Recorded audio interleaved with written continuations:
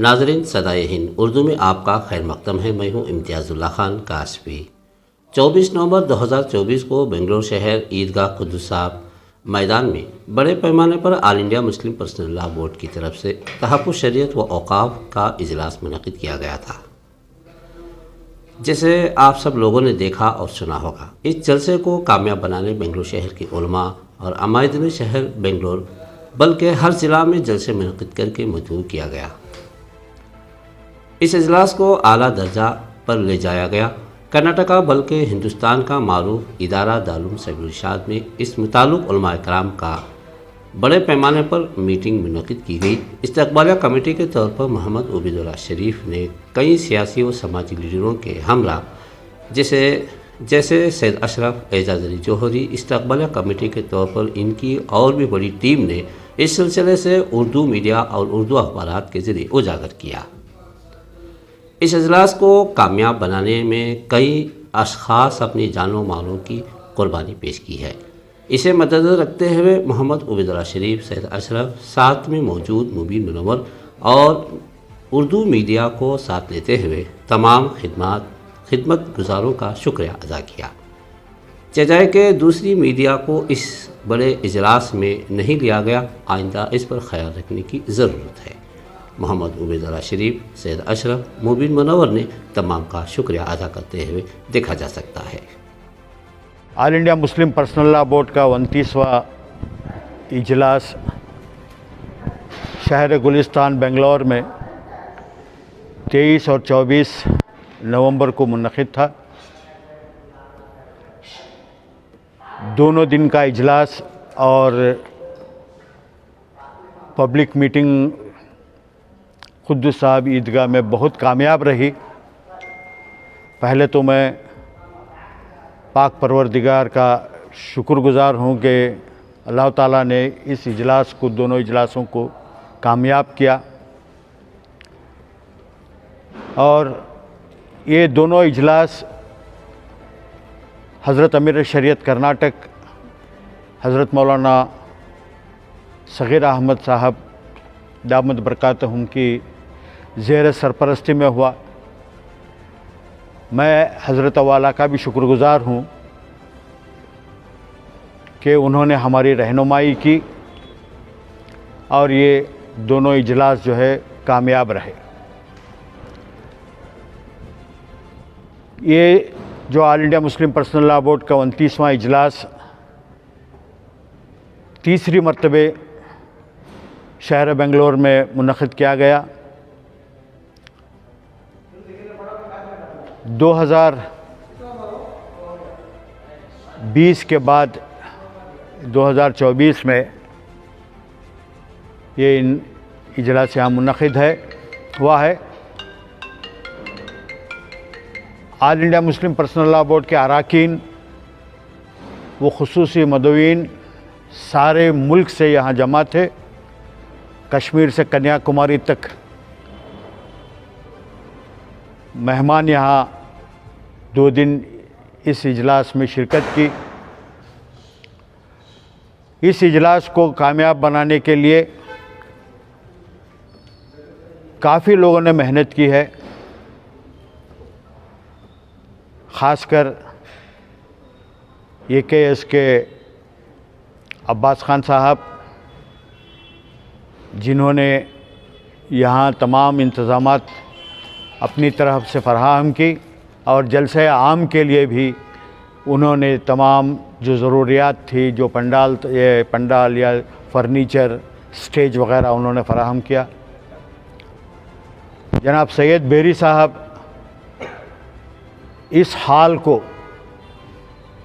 बिल्कुल नया बनाकर इस इजलास के लिए दिया। उन्होंने इस ऐवान अल्लामा अबू सऊद रहमतुल्लाह अलैह के इस हाल को जो है बिल्कुल नया बना दिया। मैं उनका भी तहे दिल से शुक्रगुज़ार हूँ। हमारे इस्तक़बालिया कमेटी के अरकान और जो सब कमेटीज़ के कन्वीनर थे, सब ने बहुत खुलूस के साथ इसमें अपने दिल से काम किया है, मैं उनका भी शुक्रगुज़ार हूँ। हमारी जो सब कमेटी थी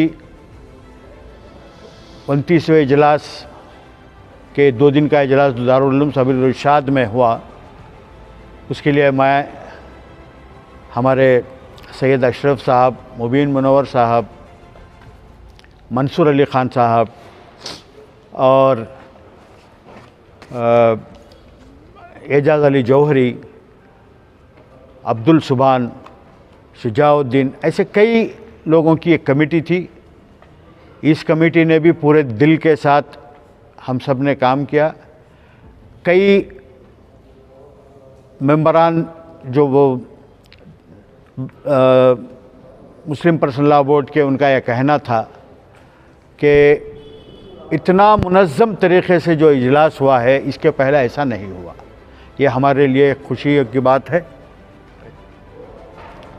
यहाँ पे मदरसे के जो ट्रस्टियान हजरात थे, ख़ासकर मुतवल्ली इल्म मोहम्मद इकबाल साहब और उनके एक और ट्रस्टी जावेद साहब, जिन्होंने ताम का इंतज़ाम किया था, मैं उनका भी शुक्रगुज़ार हूँ।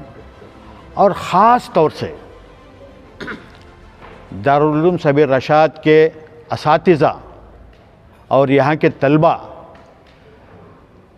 जिस जोश के साथ और एक डिसिप्लिन के साथ इस जलसे को कामयाब बनाया है, मैं समझता हूँ अगर कहीं और ये इजलास होता तो इतना कामयाब नहीं होता। यहाँ के असातिज़ा जो निगरान थे वो खादिम बनकर काम किए, और जो खिदमतगार थे उन्होंने पूरे दिल के साथ ताम का इंतज़ाम हो या इस्तक़बालिया का हो या मेहमान खाने का हो या जलसागाह का हो, बड़ी ही खुशनुदी के साथ उन्होंने काम किया है। मैं उनका भी शुक्रगुज़ार हूँ। ख़ास तौर से जलसे आम जो खुदूस साहब ईदगाह में हुआ, उसके कन्वीनर जनाब मुफ्ती इफ्तिखार अहमद क़ासमी साहब, उनको दिली मुबारकबाद। बहुत मेहनत की उन्होंने, और सारे कर्नाटक में माहौल साजी का इंतज़ाम, और उसके जो कन्वीनर थे मौलाना मकसूद इमरान, मैं उनका भी शुक्रगुज़ार हूँ। उन्होंने भी सारे रियासत में जो है एक माहौल पैदा किया, और जलसे आम में जो है मैं समझता हूँ हर अज़ला से, बल्कि ताल्लुक़ से, हर ताल्लुक़ से जो है लोग लाखों की तादाद में शिरकत की। मैं जिन लोगों ने इस इजलास में शिरकत की उनका भी शुक्रिया अदा करता हूँ। मैं समझता हूँ ये जलसा आम जो है एक तारीख़ साज जलसा आम है बेंगलोर की तारीख़ में। और इस इजलास में all India Muslim personal law board के सदर मोहतरम हज़रत मौलाना सैफुल्लाह रहमानी साहब और जनरल सेक्रेटरी हज़रत मौलाना फजलुर रहीम मुजद्दिदी साहब, सेक्रेटरी हज़रत मौलाना उमरैन महफूज साहब, कई मरतबे शहर बेंगलोर इजलास से पहले तशरीफ़ लाए और हम सब की जो है उन्होंने हमें गाइडेंस दी कि इजलास कैसे हो। मैं उनका भी तहे दिल से शुक्रगुज़ार हूँ। All India Muslim personal law board का ये इजलास, all India Muslim personal law board Hindustan के 25 से 30 करोड़ मुसलमानों का एक वाहिद प्लेटफार्म है, जिसमें हर मसलक के इसमें मेंबरान हैं, शिया हो, सुन्नी हो, भोरा हो या महदवी हो, सभी इस हाल में मौजूद थे।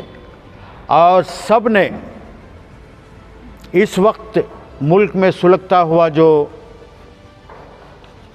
हमारे सामने मसला है वक्फ अमेंडमेंट बिल, उसको जो है रिजेक्ट किया है, इसको रद्द किया है और साफ अल्फाजों में कहा है कि ये बिल सिर्फ़ और सिर्फ हमारी औकाफ़ी जायदादों को, हमारे मसाजिद को, हमारे क़ब्रिस्तानों को, हमारे ईदगाहों को,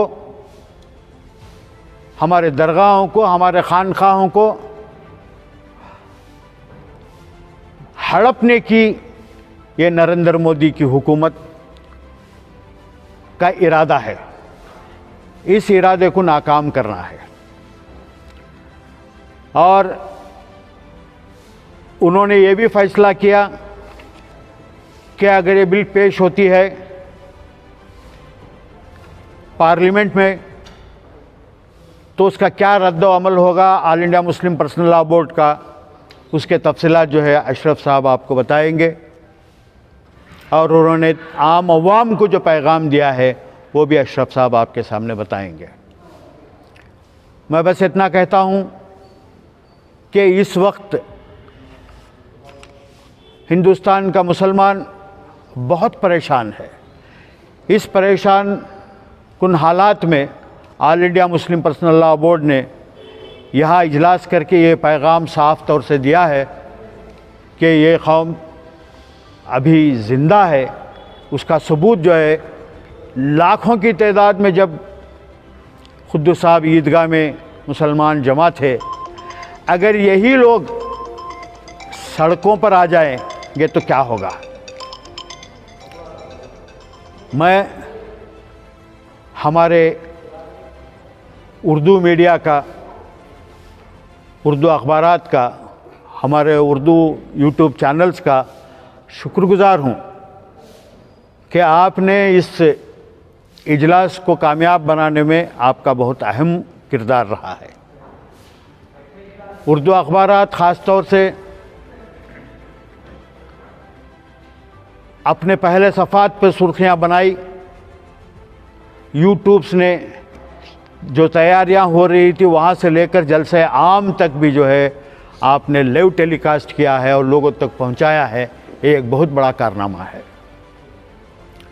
ये एक बात का मुझे अफसोस है, कहीं ना कहीं लाखों की तादाद में जमा होने वाले इस इजलास को, वो पैगाम को हम आम नेशनल मीडिया, रीजनल मीडिया या इंग्लिश मीडिया तक पहुंचाने में हम एक हद तक कामयाब नहीं रहे। इसमें कहीं ना कहीं हमसे कोताही हुई है, वरना इतना बड़ा इजलास किसी भी अंग्रेज़ी अखबार में एक फ़ोटो नहीं छपी, किसी भी कन्नड़ अखबार में एक फ़ोटो, एक न्यूज़ नहीं आई। मैं उन अखबारात को या उन मीडिया को कसूरवार नहीं ठहराऊंगा। मैं समझता हूँ हमारी ही कहीं कोताही है कि हम जो है उन तक पहुँच नहीं सके।